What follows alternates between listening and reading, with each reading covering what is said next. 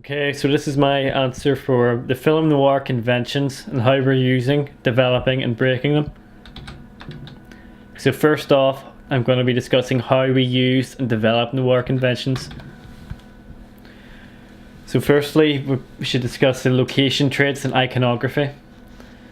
So noir films are known for their urban gritty locations, often in abandoned locations or rain-drenched alleys with gloomy lighting, sometimes populated with neon lights. So Blade Runner would be a good example of this. We did follow this convention as we made an effort to film when the weather was dark and gloomy. However, it did get a bit bright near the end, but we edited in post-production to make sure that it looked gloomier. And we filmed in an abandoned wasteland on the Belfast docks, so urban gritty location. Some other key locations of noir films are diners, bars, pool halls, nightclubs, police stations and gambling dens. Although we didn't have time to incorporate all of them, we did incorporate a dimly lit pool hall into our film, as well as an old style bar.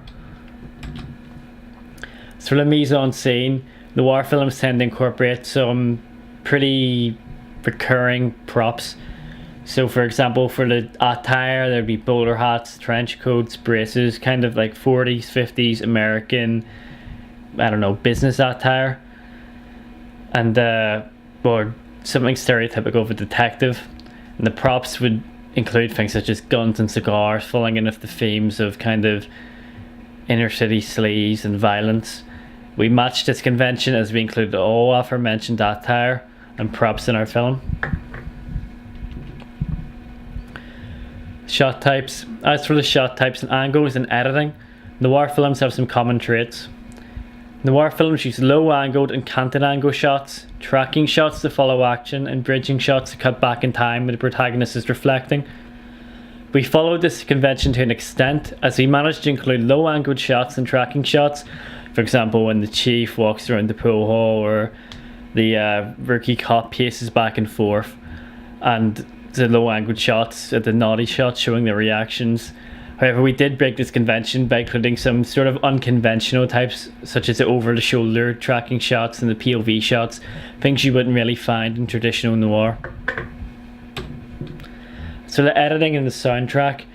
Noir films use action matches, eyeline matches to show the viewer what the character is looking at, and parallel editing as well to show different characters engaging in different actions, such as a phone call. As noir films tend to be slow-paced, they rarely have any over-the-top editing or visual effects. In our film, we managed to use parallel editing for a phone call between the chief and the rookie, along with a series of action matches. For example, dialing a phone, the other person picks it up, the shooting the balls at the pool hall. And our editing was also quite simplistic, as we mostly just focused on aesthetics and filters and continuity rather than any over-the-top special effects. Noir films tend to use moody jazz music as their film scores or incidental music, and we did use in our film in opening and closing scenes jazz music, as well as for ambience during the dock scene. Characters. So some typical characters in noir films. There's the archetypal noir characters, such as a corrupt cop, the femme fatale, the stoic detective, and the hardened mobster. The prominent themes in noir films tend to be love and betrayal, urban decay and degeneracy, flashbacks and voiceover narratives of convoluted stories, and of course violence.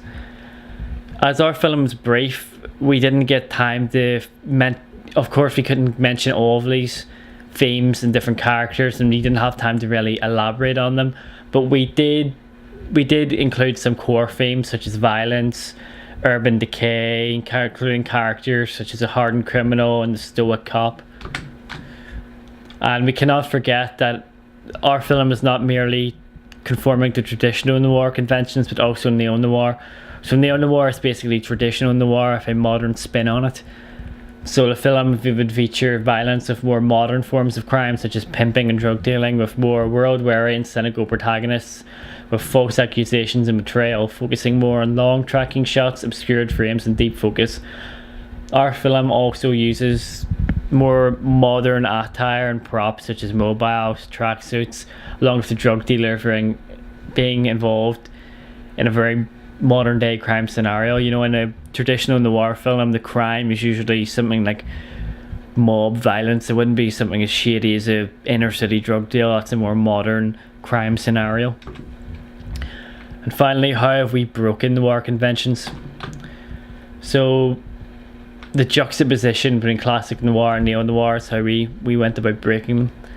So we broke the conventions by the way we blended and juxtaposed both neo-noir and noir, as I just stated.